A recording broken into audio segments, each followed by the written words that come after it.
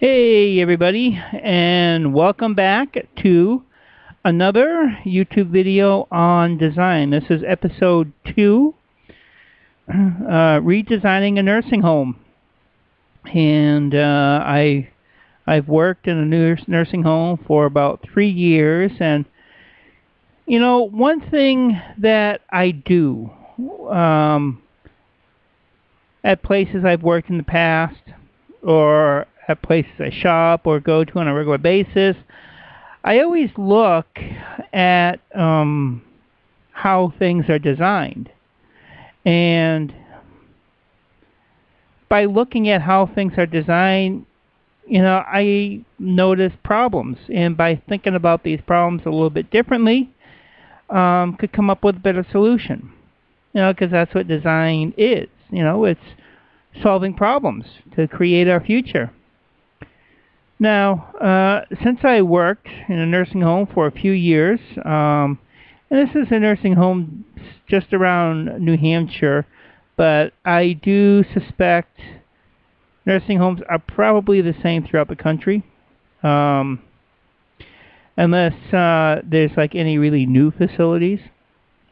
But I should say, the main problem that is with a nursing home is they try and put in too many people into a room. The usual standard is 2 per room. Some places have put up to 4 people in a room, 4 beds in a room. And the reason why they do this is financially. The more beds, the more money they make. But see, not everybody wants to share a room. Especially if you're trying to recover from something, or if you're into a long-term facility and you got to live there. I mean, you don't want to share a room with 1 other or 3 other people. So the main problem on the main solution to redesigning a nursing home would be to have them all be private rooms, 1 person per room. Rooms, they don't have to be that big. They should definitely be big enough to have a bed, the overbed table, a closet, good sized closet, especially if it's a long-term facility, because that can also be a problem. And a couple chairs for people to visit. You don't want them too small, because too small of a room will lead to clutter, and that just makes things crazy to clean. And I have cleaned some, or tried to clean some cluttered rooms at a nursing home, at a nursing home facility. So now, and of course, and actually, a lot of the nursing homes around here, they probably could, the rooms that they have, they could probably make them all private rooms, because the rooms aren't too big and yet they're not too small. And they could be private rooms. They could just redesign private rooms. And so the other thing that would, the reason why private rooms would be best would be, when people have family and friends come to visit, they can have some privacy. And even when, they're not there, they can still have some privacy. And the other thing too, a lot of nursing homes, especially in New Hampshire, and I suspect in other parts of the country, but I don't know about the other states. I just know about this state that I live in, New Hampshire, because I've been to about 95% of the nursing homes. Um, where was going?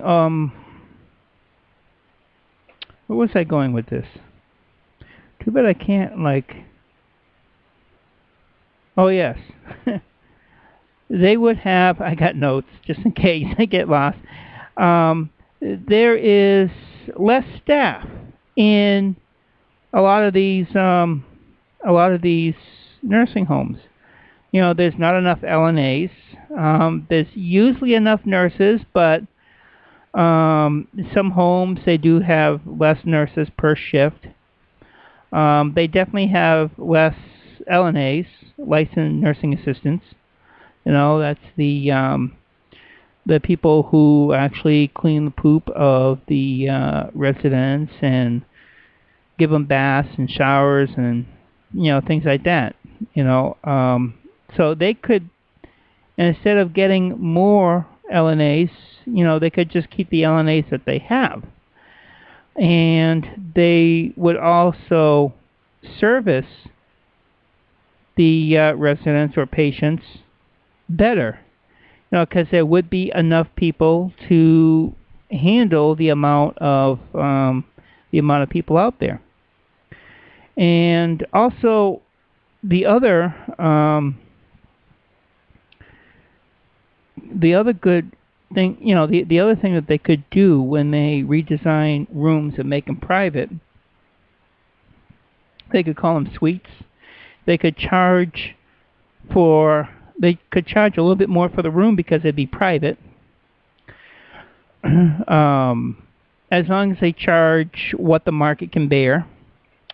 And if they do this, the market would be able to bear it, because at least around here in New Hampshire, Manchester particularly, there's a lot of nursing homes in the area.